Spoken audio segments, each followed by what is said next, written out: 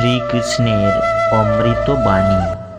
যেরকম একটু ঔষধ অনেক ভয়ঙ্কর রোগকে কমিয়ে দিতে পারে, সেই রকম একটু ভগবানের ভাবনা আপনার মনের কষ্ট ও দুঃখকে কমিয়ে দিতে পারে। কোনো মানুষ যতই খারাপ হোক না কেন, তার মধ্যে অবশ্যই কোনো গুণ থাকবে।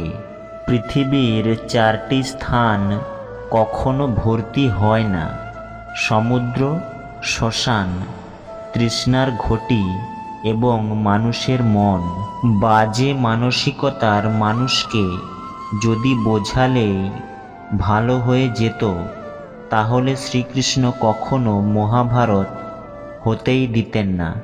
যেই সম্পর্ক হোক না কেন, তাকে এমনভাবে যত্ন করুন যাতে সম্পর্কের সুতোটি কখনো ছিঁড়ে না যায়। গরিব ব্যক্তির অভিশাপ এবং দুমুখ ব্যক্তির পরামর্শ নেওয়া উচিত নয়। পরিস্থিতি সম্পর্কে জিজ্ঞাসা করলেই পরিস্থিতির পরিবর্তন হয় না।